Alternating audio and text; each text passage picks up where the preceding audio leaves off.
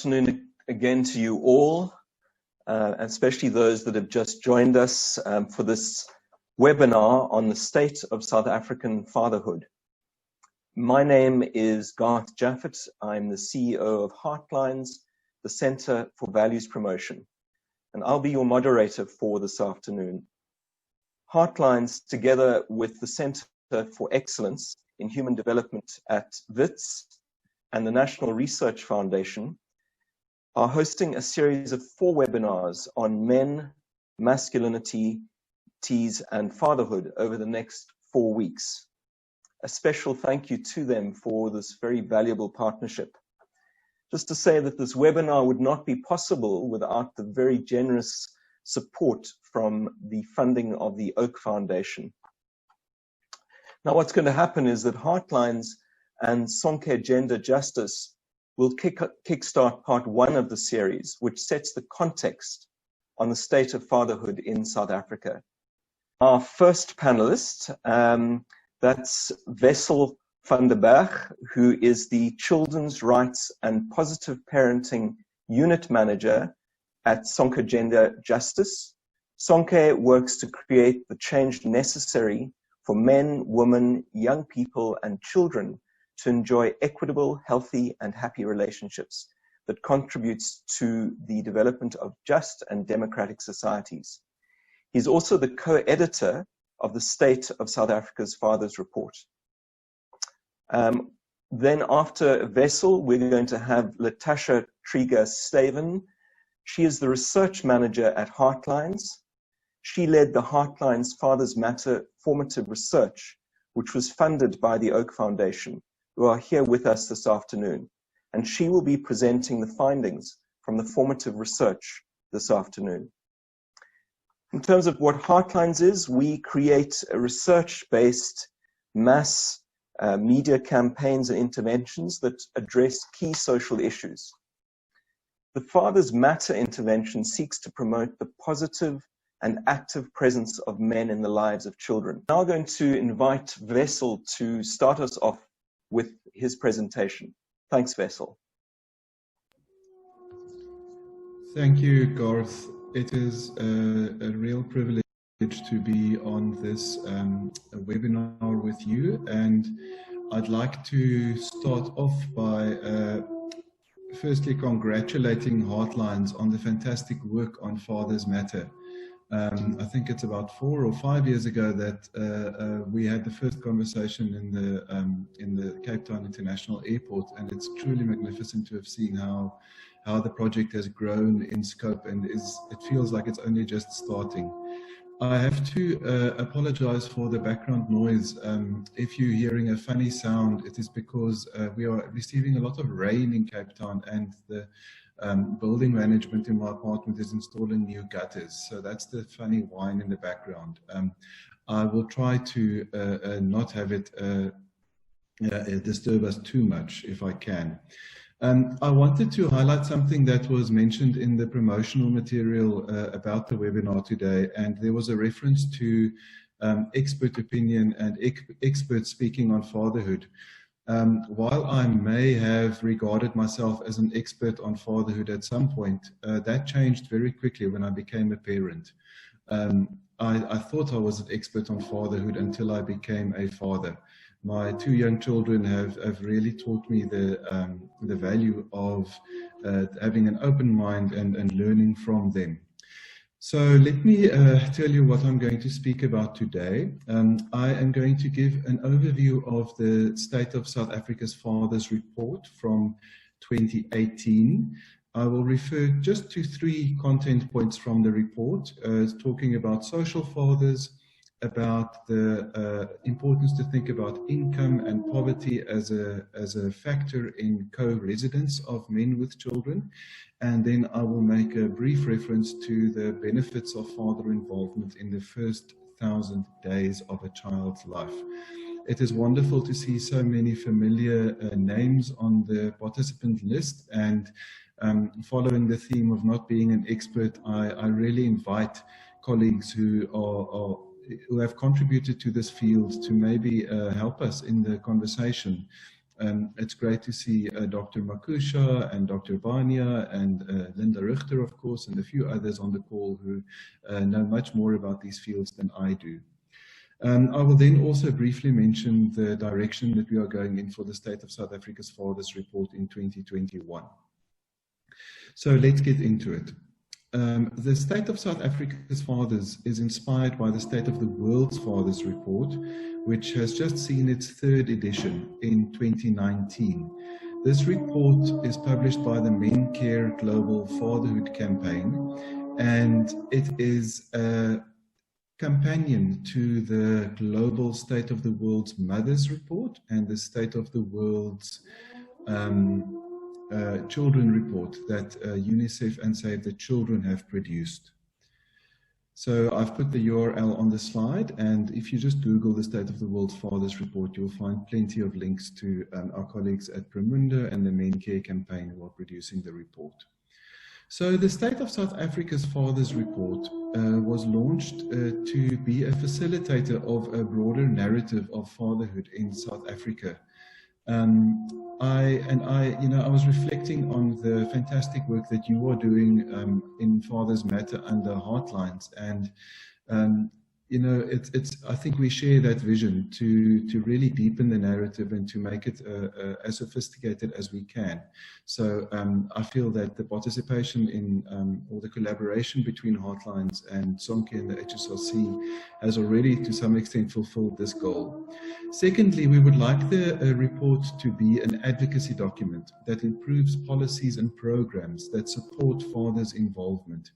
And one way to do that is to establish this report as a longitudinal monitor of various indicators on fatherhood in South Africa, similar to the child gauge, tracking some of the indicators on children. So one of those indicators is to track parents' use of parental leave. We have just seen in 2019 and in January 2020 the culmination of the advocacy for parental leave for parents that goes beyond the previous routine provision of parental leave only for mothers under maternity leave. So we now have parental leave provisions that include parents who do not qualify for maternity leave, and the biggest group of parents in that category are biological fathers. So we have 10 days of leave available for fathers, and as we will see later in my presentation, the country is quite skeptical about men's use of that leave. And we hope with the State of South Africa's Fathers Report to publish a report every 3 years that publishes a set of attitudes and indicators on parents' use of such leave. The slide that's currently on the screen is basically a summary of the policies that have preceded this and that have been relevant and pertinent to parenting and to fathers in South Africa. And when we developed this timeline, a good question was, well, when do we start? We picked 1994, but as many people know, it goes right back to even the Glenn Grey Act, back in the day, in terms of both negative and positive effects on parents in South Africa. So this picture that was also on the front slide is an image of a grandmother who lives in Khayelitsha in Cape Town. Her name is Alison Daka. And the picture was taken by the photographer Eric Miller. And as Sonke, because we are very excited about men's involvement in gender equal parenting, in domestic work, in care work, we were very happy to see an image like this. It was, however, when Eric explained it to us, I was surprised to hear that the grandmother is the head of the household, and this is her son. The baby on his back is not his child, a biological child. It is his sister's child. And in such a resource-constrained environment, all hands on deck are necessary to help to do the care work and the domestic work in the house. And what we discovered when we collected the available statistics on the State of South Africa's Fathers for the report was that this image is really representative of the majority of households in South Africa, which are female-headed and more often than not have an adult man as a member of the household. What is interesting is that of the men who live in households, which make up 71% of the adults that children live with, 36% of children live with their biological father in the same household. That's a very familiar statistic. We have heard that in television adverts or in previous reports, you know, the white paper on families, the report from the South African Institute on Race Relations in 2012, of course, the Baba Men and Fatherhood in South Africa. The statistic of about 36% of children who live with their biological fathers has often been cited as an indicator of fatherhood in South Africa. It is an indicator of fatherhood, but it is by no means the only indicator. It's also really important to think about the other 35% of children who live with an adult man who is not their biological father. So if you look at the whole picture, most children actually live with an adult man in the household. Consequently, my first content point is to highlight the importance to think about social fatherhood. I further want to belabor the point by just adding two dimensions to this focus that we have on children's co-residence with fathers. This slide shows the statistic that we are very familiar with. It has often led to the incorrect interpretation that 2/3 of children grow up without a father. The fact is that 35% of children, in addition, live with men who are not related to them, who could be father figures. And then of the non-resident fathers who do not live with their children, some are involved. As you know, if we follow the work of Dorrit Posel and Davey and others, that involvement is not as high as it should be. And from the time use studies that Debbie Badender and Stats SA have done, we know that for every 1 hour of domestic care or care work that is unpaid that a man does in South Africa, a woman does an equivalent of 8 hours of unpaid care work. So what's clear is that the level of involvement of men in children's lives is not sufficient. However, we do not know in that corner where we're talking about non-resident fathers who are not related to children or men who do not live with children. Some children have support from men who are not their fathers, who do not live with them.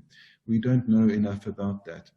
But I return to my point that I wanted to raise, which is that we need to investigate, if we want to improve children's lives, we should investigate and learn more about the involvement of men who are not related to children, because we know more about fathers than we do about the men who live with children who are not related to the children.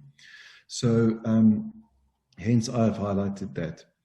Then to move to another point, in addition to the focus on social fatherhood, if you look at the co-residence, which was drawn from the household survey, the breakdown by race is quite familiar to many of us, I would say again. I have to qualify the use of the racial categories. We made a proviso and a qualification in the report that we find the need to categorize in the historical categories. We do find that problematic as social psychologists or social scientists who want to move ahead in the country. But if we wanted to get a picture of the impact of the history of the country on parents and children today, we unfortunately have to resort to the categories that Stats SA utilize. We did change the naming of the category that Stats SA uses as African to Black, because colored, white, and Indian people also may identify as African. But it's still problematic. You know, many people who might be regarded as so-called colored or so-called Indian might identify as Black on the other hand. So let me just make kind of a big proviso on race is complex.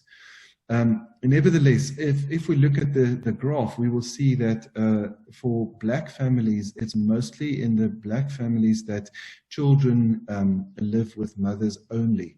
And there's been lots of publications and work done on this over the years that shows a significant impact of the migrant labor system and the exploitation of Black bodies and Black labor by the apartheid regime, which still carries on to this day, that migrant labor still mostly affects Black families.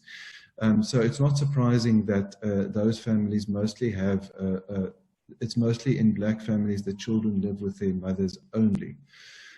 What is interesting, however, is to see that if you look at the co-residence of children by income, in the top quintile, the wealthiest 20% of families in South Africa, the racial categories are really close to each other. So for white families in that category, the co-residence of children with both parents is 71%, and for Black families, it is 68%. So that leads us to conclude that income may be much more of a important factor or a correlated factor in terms of co-residence of children with fathers than race. And that also gives us an indicator of thinking seriously about the links between money, economy, poverty, and fatherhood in South Africa, which I think also comes up in some of the findings that Natasha and the Heartlines team found. The relationship between money and fatherhood is a really important one to keep track of. So then finally, I just wanted to highlight this slide, which shows the benefits of fathers' involvement in the first 1,000 days of a child's life. Especially in the last few years, we have seen a lot of research interest and also a lot of advocacy work done by various state departments and non-state entities. The DG Murray Trust have supported a lot of fantastic work to really increase the investment in the first 1,000 days of children in South Africa, with a range of good outcomes for employment, for contribution to society, etc., of children who have a good care. And I would reference good care as the nurturing care framework that has also recently been released as a great framework of the 5 categories of what we mean by good care. If you want to be strategic, you need to invest in the first first 2 years of a child's life. Having said that, we also share that goal in terms of if we want to have fathers involved with their children's development and life. I refer to point number 8 here, long-term involvement between father and child. We are increasingly seeing that if there is an emotional bond or an attachment formed between a baby and a father, the involvement of that father in the child's life is more likely. It also works the other way around. So this is quite pertinent to the maintenance debate in South Africa, where if we want to see a father's financial support for a child, having an emotional connection with the child is a really strong motivator for that father to remain supportive of the child. But on the other hand, many people are saying that if I am supporting the child financially, I would like an emotional connection with the child. So it works both ways. And I choose to frame that in a positive way. It has been framed in quite negative ways, but it is also an opportunity to see for involving fathers more in children's lives, even if they do not live together. So I'm not going to talk about each of these items. That was the one that I thought would be a really important one to reflect on. Let me just briefly cite the policy recommendations that the State of South Africa's Fathers report in 2018 arrived at. And 4 of them were to enact the parental leave provisions, which have consequently happened in 2020. And we are very happy to have seen the implementation being enacted as from, there was a delay on the implementation. So it was nice to see the implementation begin this year. In one of the seminars, I believe it's the 3rd one, Garth, our colleague, Dr. Zoeb Khan, will speak about men's use of the child support grant. And I think the promotion of that grant to men is a really important imperative for us. I've spoken briefly about the need to think a bit more deeply about maintenance, and then also to think about the health facility norms and standards to support men's involvement in maternal and infant health. Then towards closing, in the last 2 minutes that I have left, I'd like to announce the State of South Africa's Fathers Report 2021. This is one of the draft covers. It is not the final cover, but we are very happy that this report will include actual empirical data. We are doing a national survey with mothers and fathers about fatherhood, and we will share findings on social fatherhood, as I indicated earlier, on understanding father involvement better, on the attitudes and use of parental leave, and again we will show some recent published research. A teaser is also to say that the report will coincide with the launch of a new institution focused on fatherhood research and advocacy, and we are very excited about that. This slide is one from the South African, and this is some of the data we will also show that the HSRC has done on their social attitude survey. Because of time, I'm just going to refer to the last point, which says that fathers will use parental leave for other reasons not related to parenting. And almost half the mothers and the fathers who responded agreed with that statement. So clearly there's work to be done for fathers to be working on using parental leave for parenting. I'd like to highlight the launch of a media kit that we will launch on the 28th of August. And then I just want to end by thanking our donors for the report, and especially the Oak Foundation for really sticking to this goal over the last 15 to 20 years. If the Oak Foundation had not done this investment, we would not be where we are now as a movement around the world. So it's great to see that expanding into South Africa as well. So that's it from me, and I look forward to the discussion. Thank you, Garth. Thanks so much, Wessel. That was a really interesting presentation, and I think food for thought for a lot of us. I certainly picked up on a few very key issues that you raised there. And one that stuck out was the fact that the statistic of close to 70% of children are growing up without their biological father. And you pointed out that there are, in those households, are a co-resident man, around 35%. And the imperative for us to look at, this concept of social fathering and how we support those men to support children in those homes. The other thing that stood out for me, Wessel, was the concept that income rather than race is probably the biggest driver of co-residence or joint parenting. And certainly in our work that Latasha is going to be talking about, money is the key issue. And thirdly, the bonding in the first 1,000 days, being predictive of long-term involvement in the child's life or not, as the case may be. I thought those were 3 really interesting points, and I'm sure we'll get to discuss them at the end of this when we open this up for questions. So Wessel, thank you so much. Thank you to Sonke for the work that you do for this really valuable report. And we're looking forward to the next report, which I think will help all of us, help families, help men, and help children. So thank you for staying with us. We would love to hear your comments, as we said, and please just remember on the Q&A tab, not the chat tab, we'll We'll create a compilation of those questions, and I'll pose them to the panelists at the end of this. Remember that the hashtag is hashtag FathersMatterZA. But before we move to Latasha to hear more about the Heartlines Fathers Matter formative research, formative because it leads into our intervention, which we'll be doing, is we'd like to play for you our Fathers Matter campaign video. And it is being shared in public today for the first time. So we hope that you enjoy looking at the Fathers Matter, Heartlines Fathers Matter promo video.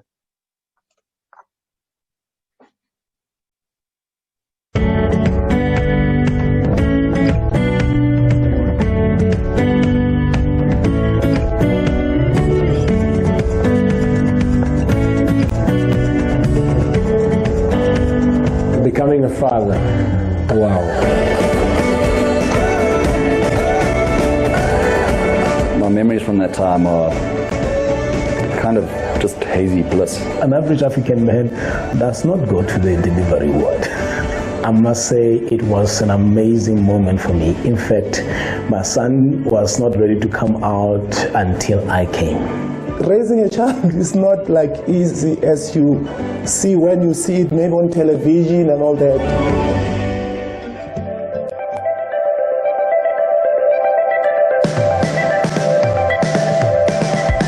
My dad never misses an opportunity to say, you're gorgeous, you're intelligent, you are everything in a bag of chips.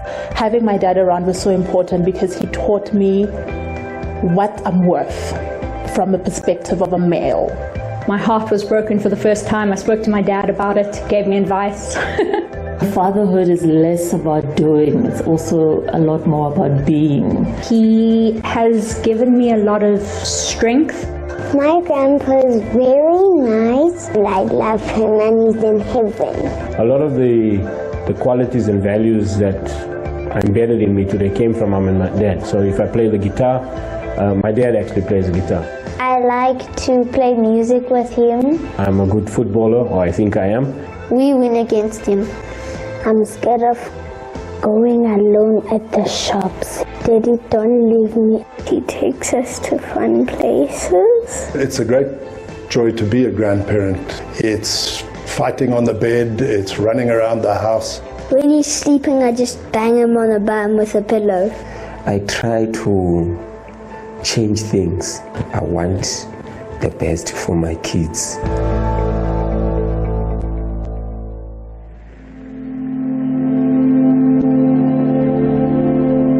I live with my mom, granny, and that's it.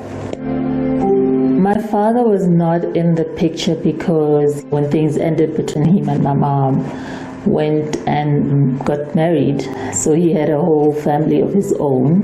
He had made no effort to try and find me. You know, was I not worthy of being found? My sister and I grew up with my mother, and my brother, he was with us until primary school, and then he went to go live with my father. At the age of 15, my family basically exploded. As an intimate, ongoing presence, he disappeared from my life at that point. My father being present in my life, no ways. I don't even know him. My dad, he spent much of his time in Johannesburg seeking for a job.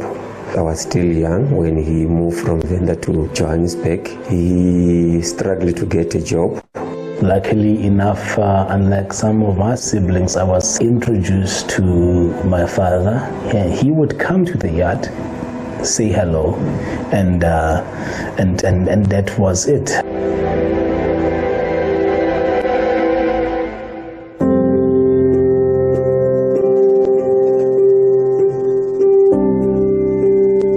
In the work that I do with offenders, you can see that there's a huge gap that is missing. Like you see that a father figure is needed for them to be better persons.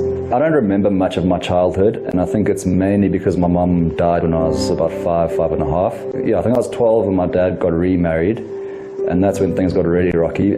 I was pretty convinced that all families were doomed to failure. When he was born, it was an amazing moment of being there in the delivery ward, seeing him come into the world. Why would a father abandon their own seed like that? Such a beautiful miracle.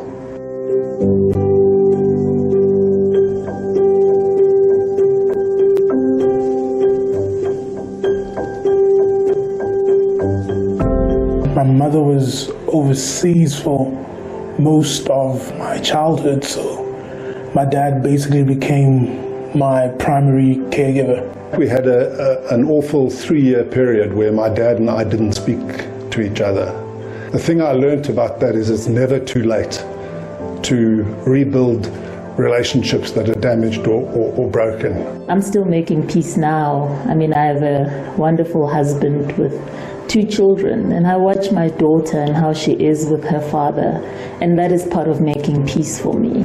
My dad he's a life changer. God, thank you for the opportunity and the privilege of being a father. If I could be a tenth of what my father was, I'll probably be the best father in the world.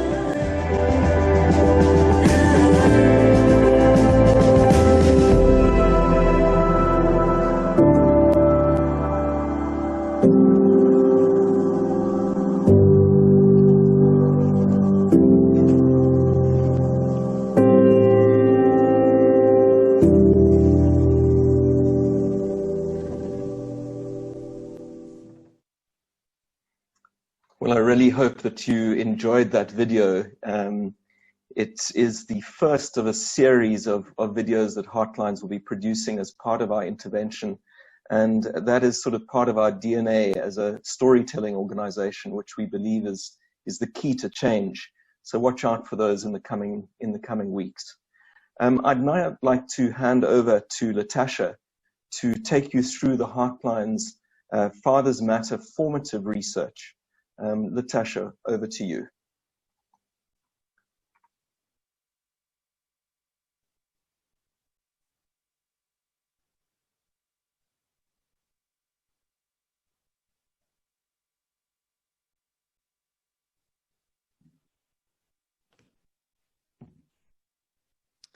So thank you for the opportunity to present the Heartlines Father Matter formative research. And as Garth said earlier, this research would not have been possible without the funding from the Oak Foundation, which we are really grateful for. I just want to start off with some background. Global literature highlights that children without positively present fathers are at a greater risk for poorer emotional, social, and academic attainment. Even before the birth of a child, the father's attitudes regarding the pregnancy, behavior during the prenatal and birthing period, and the relationship with the mother may indirectly influence birth outcomes.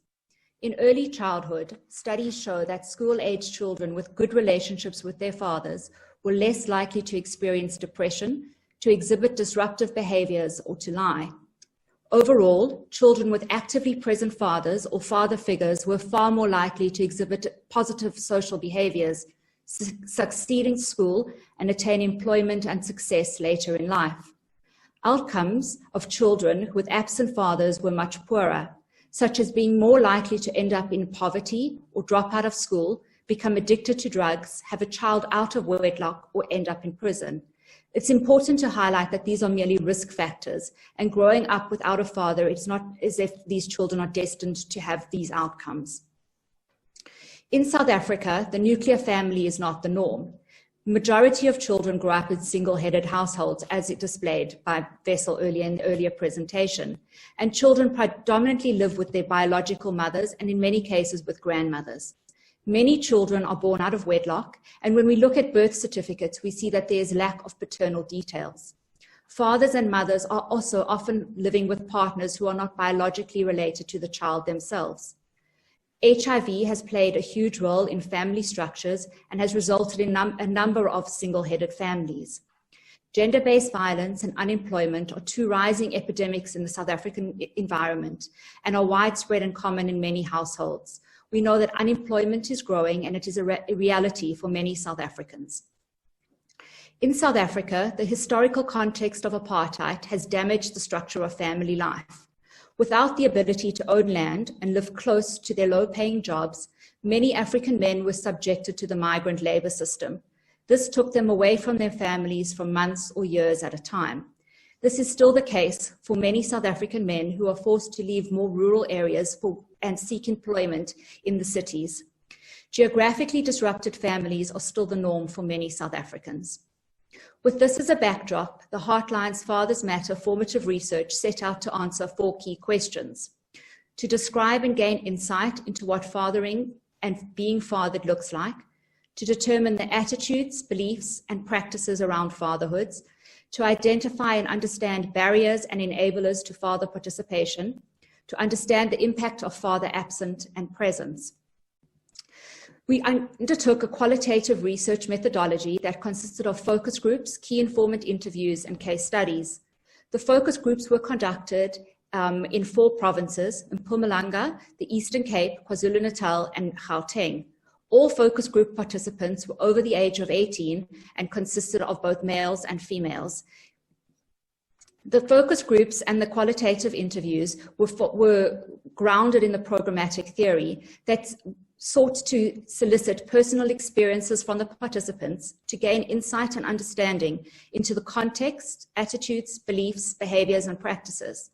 This led to an identification of both barriers and enablers to father participation, and ultimately to a deeper understanding and definition of what it means to be a father in the South African culture. The next few slides will detail the findings from the formative research study.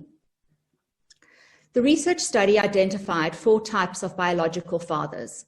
They were the present father, the present absent father, the absent present father, and the absent father. The present father is a father that was physically in the household as well as emotionally available and present in the child's life. The present absent father lived within the household. He was physically present, but emotionally absent and unavailable. The absent present father was a father who did not live within the household and often didn't see the child on a regular basis, but was still emotionally engaged and present in the child's life. And the absent father was one who was neither physically present or emotionally present. In many cases, children or participants identified as knowing who their absent father was. They knew where he lived, but they had no interaction with him whatsoever. The study also identified 6 key barriers to being active and present. These were institutional and systems barriers, such as the legal system, the healthcare system, and the education system. Unemployment and the inability of men to provide financially to support their families, interpersonal relationships between mothers and fathers, as well as between fathers and extended families and the community, definitions of masculinity that were steeped in gender norms and gender roles, environmental factors such as migrancy and the use of alcohol and drugs, and cultural factors such as paying lobola, or paying damages, or a mother going to live with her family after giving birth. Although all 6 barriers contributed to men not being able to be active and present, for the next few slides, I'll focus on 3 key barriers that we found, which were unemployment and the inability to provide financially, interpersonal relationships, and the definitions of masculinity. The formative research highlighted that being able to provide defined what it meant to be a father and who could participate as a father. Provision was seen as both an entry and access restricting point for father participation. Participants believed that if you could provide financially, you could participate as a father. Failure to provide led to participation and access being denied. On an individual level, for fathers themselves, those who were unable to provide felt ashamed and worthless. This affected their self-esteem, self-respect, and manhood, and this often resulted in their own decisions to stay away and not participate actively with their families. Although many participants saw the role of fathers as primarily being one of provision, they expressed a deep-seated pain when sharing stories of father absence. These are some of the quotes from some of the participants from the focus groups. The family looks up to you as the main man, the protector, usually actually the king of the house, the one who's going to provide everything. You don't become a father merely by having a child somewhere. There are certain things you have to do that you are responsible, that are your responsibility as a father. You can't call yourself a father if you can't provide for your child. A father is a father if he can provide. There was also a huge expectation from communities and from families around the burden of provision. A father is expected to support, and that is food mostly. I do see that lately even women do work, but mostly the father is looked upon at this side. Communities expect fathers to be a provider. Then if you are a good father, you are making sure that your kids do not go to bed hungry. Everything else is a bonus. Participants also used provision as a lens to describe the quality of their father. Participants talked about a father as being caring and loving if he was able to provide, not because he showed any emotion towards them or if he was involved in their day-to-day beings. Participants described fathers as being irresponsible, lacking stability, or as good as dead, merely because they were unable to provide. We can all agree that now it's all about money. Money talks. If you don't have money, you will find the gates locked because they know you are coming. You find that they don't even want to see the sight of you. They don't want you because you don't have money. If we can get jobs, we can be better fathers, as we will be able to support our kids. In addition, fathers felt a sense of shame and uselessness at not being able to provide, and due to the fact that employment was so scarce, they were stuck in this cycle of feeling shame and uselessness. Jobs are scarce. Being a father to your kid is kind of very difficult because at times you don't get enough access because you don't provide. You are not working, then you are ashamed to see your child. If I can be a good father, I have to have money. So just because of unemployment, I end up like running away. When children ask why you abandoned us, he'll say, I was not working. All the fathers say the same thing, and that is, I didn't work. Participants also felt that fatherhood was transactional, and when you provided money, you were given access, or you were able to see your child and interact with your child. And this led many participants to feel as if their fathers were equivalent of ATM machines. Participants felt that participation must only be when you provide money. Then you can be a father. If you don't have money, you are not regarded as a father. So to be a decent father, you need to have money. When you don't have money, they disrespect you at home. A father should always be able to provide. Mothers also played a key role in fostering the relationship between children and fathers.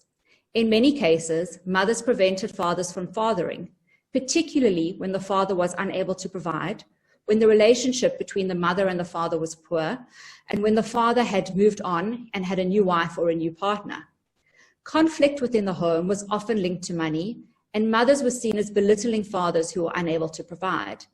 This often impacted the way in which children saw their fathers and affected the relationship that they themselves had with their fathers.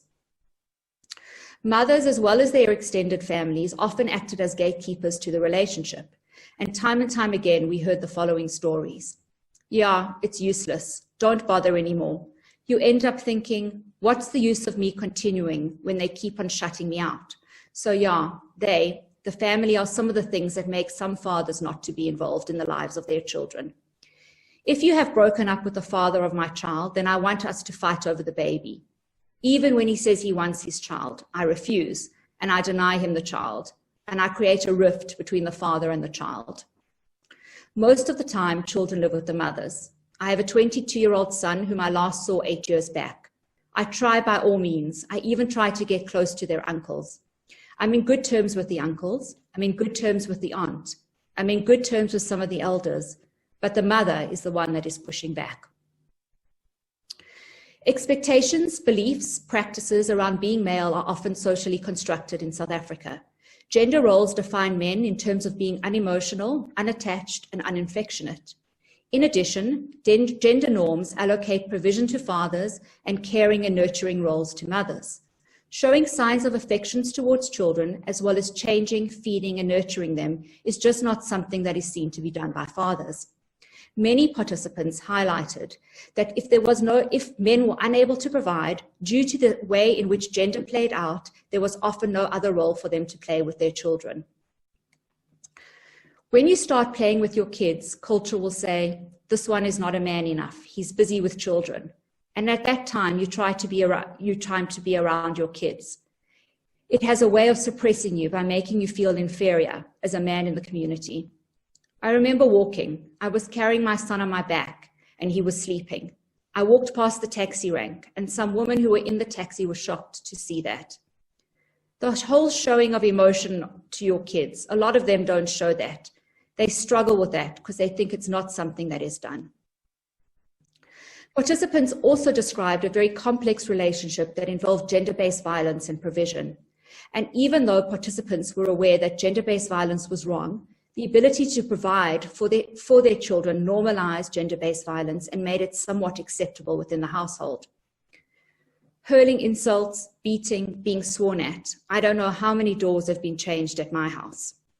My father was rough. He was a rough person. He had fury, but he bought us things. He would buy you a school uniform, then you get into a fight with him. He would take back the uniform and burn it. Let's say he burnt it on a Friday, and now you have to go to school. He will realize on a Sunday that you don't have a school uniform, and he would decide to go and buy you another one.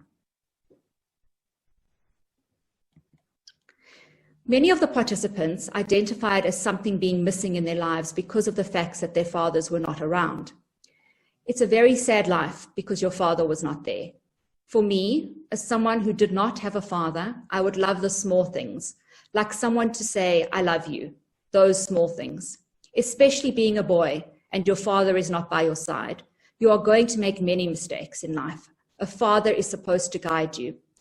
It's difficult when you see other children with their fathers and you just wish your father was there. You can see other children taking photos with their fathers and wish that if only you were in those photos. Participants described the yearning for a connection with their fathers. They wanted their fathers to be present, to be active, and to participate in their daily lives.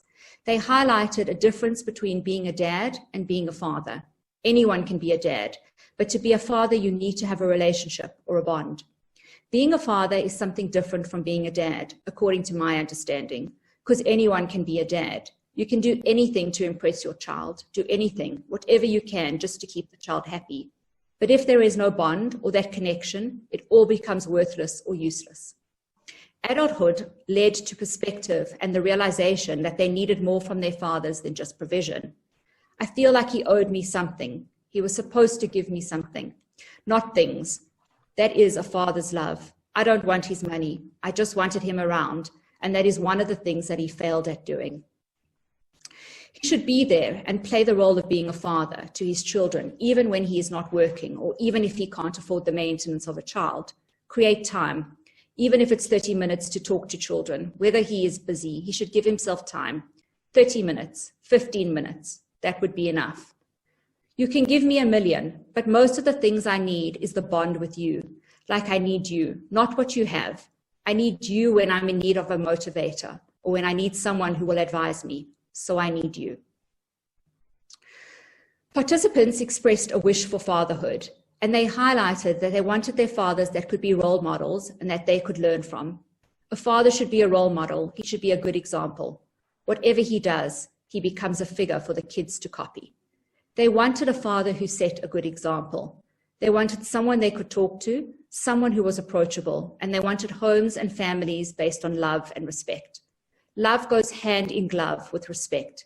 If there's respect in the house, then there will be love. In the absence of fathers, mothers filled the gaps and played the role of both mothers and fathers. And for many of the participants in our studies, they only knew what it was like to have a mother. However, for some of the participants, grandfathers and grandmothers and uncles also stepped in and filled the role of a father. And this was primarily in relation to provision. For the lucky few participants, they had what we call social fathers, and these were pastors, teachers, or someone in the community who had stepped up and taken a keen interest in their lives and had played a role in mentoring and helping them through their lives. For many of our participants, when a father was absent or did not participate actively, they often felt anger and resentful. They often didn't understand why they felt this way until they themselves became fathers. Children become resentful. They carry anger. If this anger bursts, it bursts when you yourself are a father. What happens to you is like you're crying out for everything from your father. You feel like you are also lost or not from this world. You feel like you are nothing. For many of these men, it was at this point that they consciously decided to be different to the types of fathers that they had. They decided to be active and present. These fathers have gone on to be amazing fathers to their children, despite not having their own fathers to role model. I would just like to thank the participants for trusting us and sharing their stories, their very personal stories on fatherhood with us. The Heartlines research team, who did an amazing job in the field, conducting the interviews and the focus groups. The Heartlines Fathers Matter project team, who've supported the research throughout, as well as the Oak Foundation, who without, we would not have been able to conduct this research.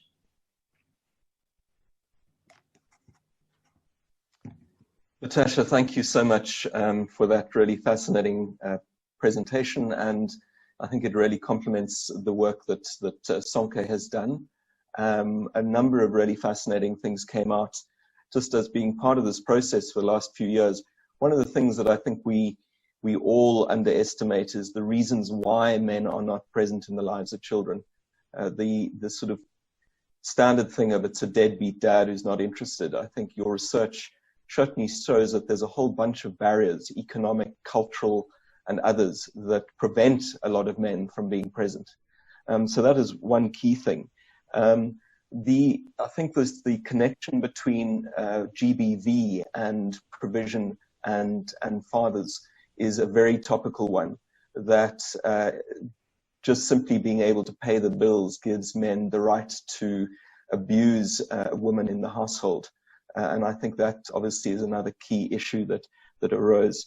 What I think is that we found is the overarching issue, as you pointed out in the research, is the fact that men, and across cultures, and I think we found that out, see their role as being provision. And it's not cultural, it's across all stratas in society. So I think we are going to move on to the Q&A section. Just to highlight that, in fact, the Heartlines research is the basis for a big intervention. And Pam, our project manager, Pamela Khare, will be talking about that in the fourth webinar. So we are doing this research so that we can intervene. And as Heartlines, one of our key understandings is that we don't understand. And we don't intervene until we start to understand better. And so over the coming months and years, there will be a range of interventions that are aiming to help men to be more actively and positively present. So keep on following us and supporting us and various partners like Sonke and Oak and others as we really tackle this key issue in South Africa. Now we will move to the Q&A section of the webinar. And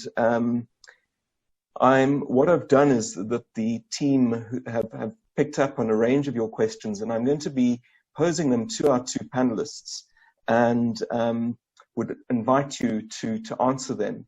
There's also been questions around whether these presentations will be available. Yes, they will absolutely be available. The video is available already on the Fathers Matter website, which will be live as of tomorrow, fathersmatter.org.za, and please share that. So let's start off with a question from Erica Jooster. And she asks, and the reasons why 70% of children are growing up without biological fathers. And I think in some ways, both of your presentations alluded to that.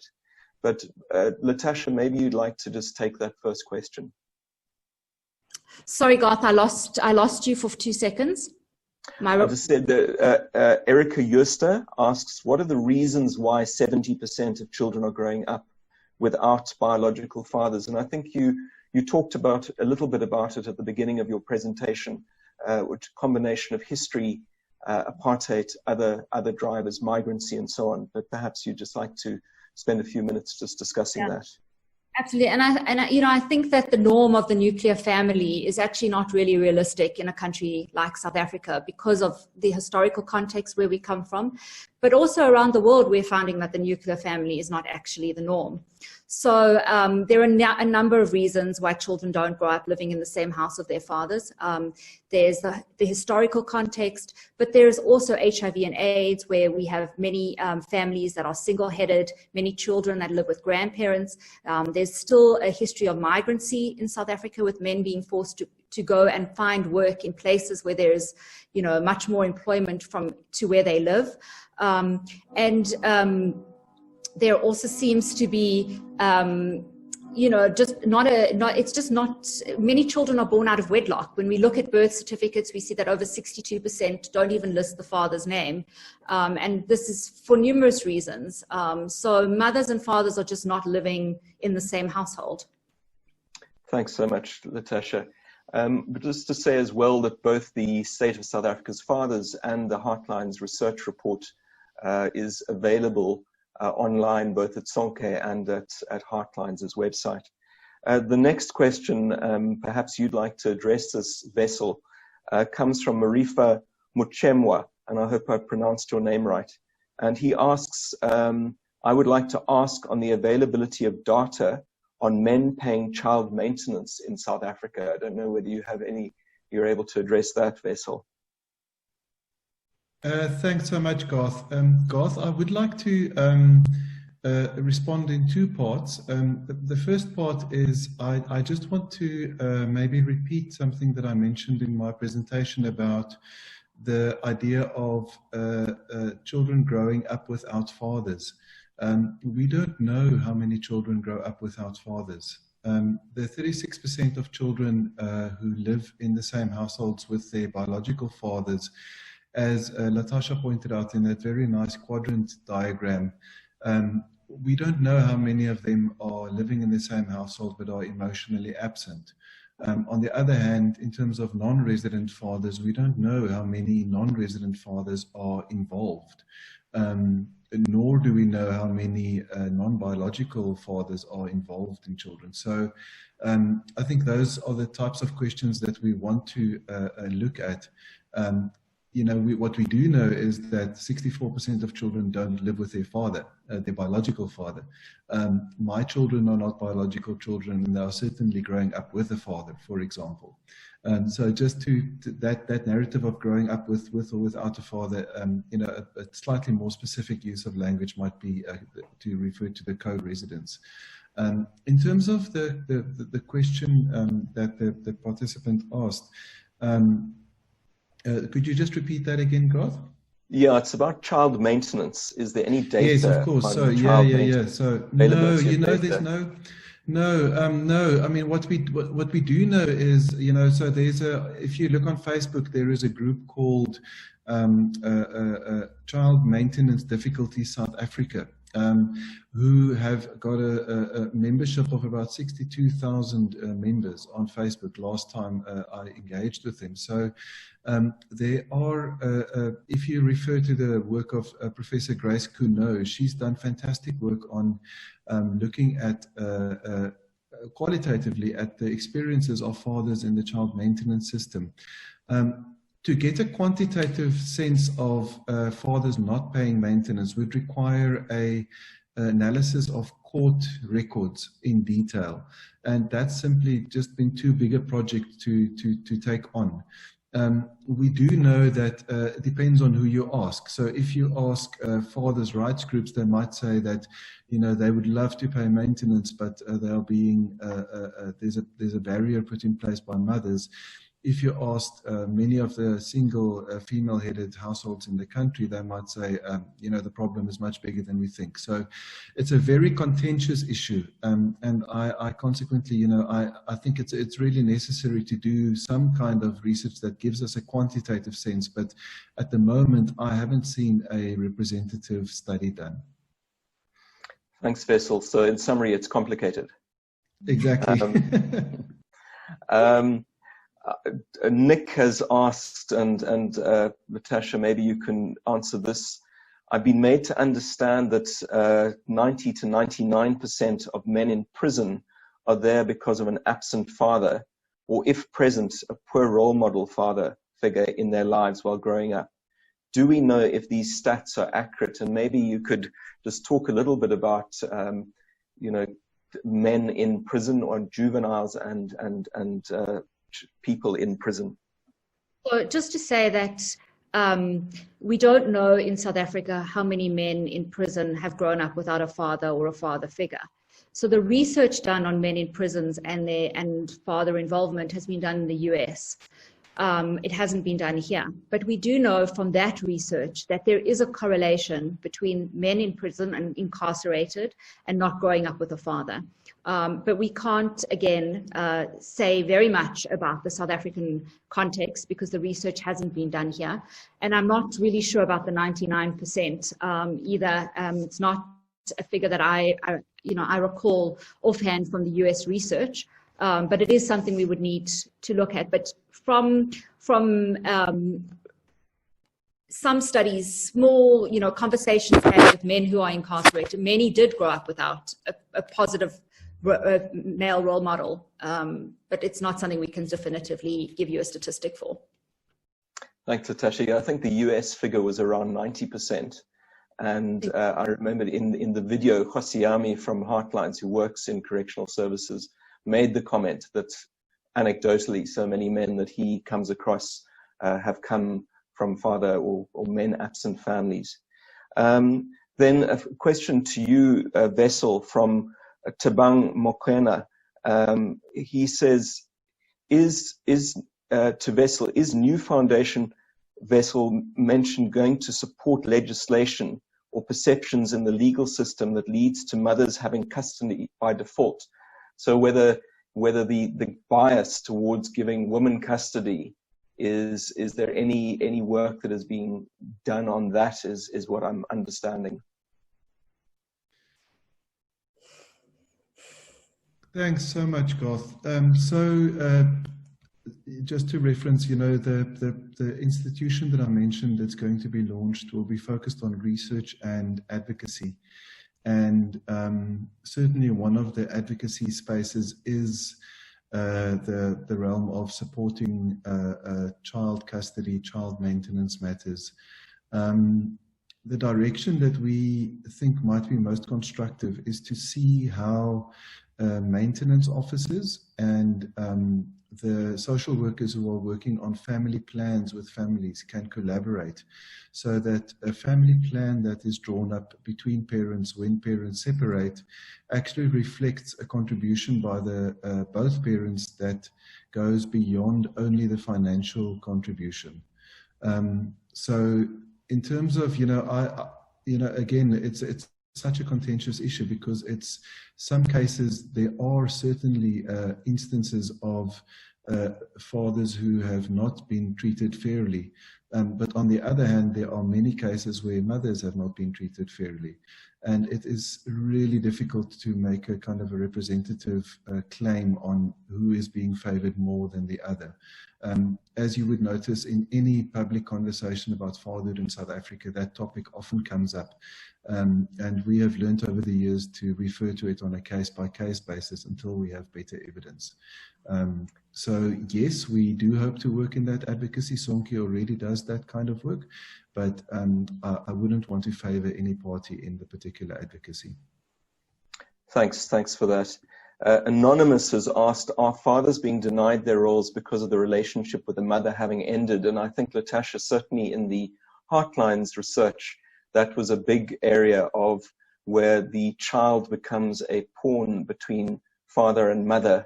Certainly seems to. Maybe you can just make a very short comment on that, and then I'm going to field one more question, which I'm going to direct to you, Vessel, but maybe Latasha, you could just respond to that. The participants in our research highlighted that often the mothers were responsible for denying access when the relationship ended, and they would use a child or use access and participation as a way to get what they wanted. So we heard stories of, I don't hear from them, but when they want something, then I'm the father. When they don't need something or don't want something, then I'm not the father anymore. And this became, a huge barrier to father participation. And we don't want to blame anyone here. It's just the interrelationship between the father and the mother that's played a role in actually forming this barrier to fatherhood.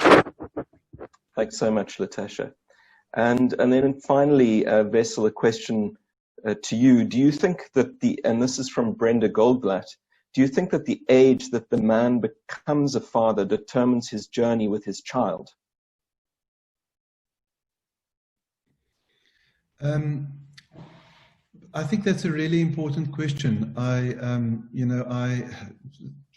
From my own experience, I became a father in my early 40s, and I was joking with Garth about the curve of life energy goes down, and hopefully the curve of life wisdom goes up.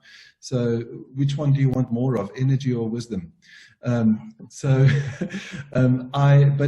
do think it's a really important question in terms of younger fathers in South Africa, and especially when it comes to employment and income, where a young father might be more likely to be unemployed, maybe if they haven't been able to establish themselves in the marketplace. I do think that just to also tag on to the conversation that's emerging in terms of the different perspectives from mothers and fathers, that from Men Care and from Somke's side, we're very much grounded in feminist values, but the paramount right or access to right at this moment is the right of a child to be cared for by at least two competent people who are really interested and caring about the child. So if we talk about fatherhood, for us, we try and position it as the right of a child to have a father.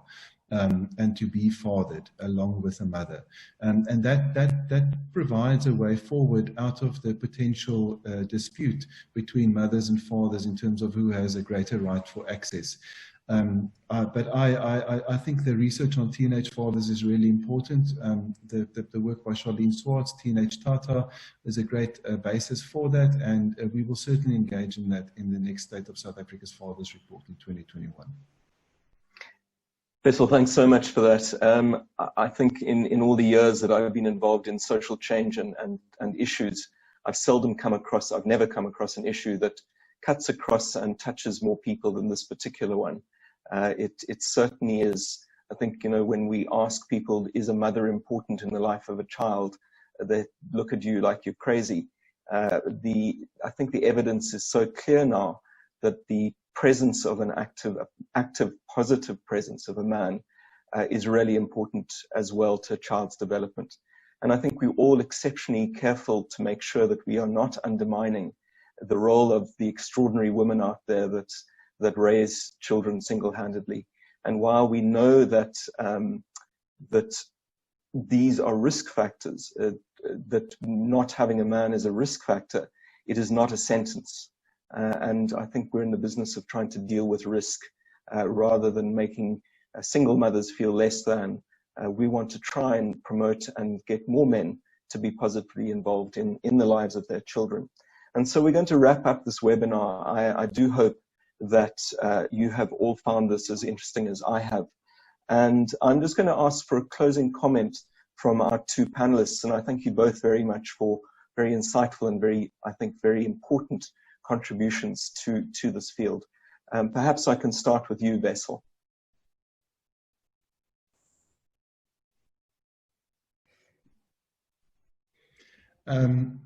Thank you so much, Garth. I've been also tracking the webinar chat and the questions, and I see Professor Mzikazi Nduna just raised a wonderful question about the number 2 and the nuclear family and challenging that. So it's, I really hope that we can access the chat text after the webinar as well. I think, I want to end where I began, which is to say congratulations, Heartlines, to influencing a national narrative on fatherhood. I really look forward to listening in on the webinars as we go ahead. And I would invite colleagues to also just track to look out for the State of South Africa's Fathers Report in 2021. I've certainly been inspired by some of the questions and contributions in this webinar to nuancing that report. So it's been really valuable to take some of the points that colleagues have raised. And I'm sad that we can't address all of the questions, but hopefully the research that we will produce together can do that as we move ahead. Thank you so much. Thanks so much, Wessel. And again, we appreciate the work that you do and the contribution that you've made here. Thank you. And Latasha, a final word from you. I would just also like to say thank you for the opportunity to present the Fathers Matter research in this sort of a format.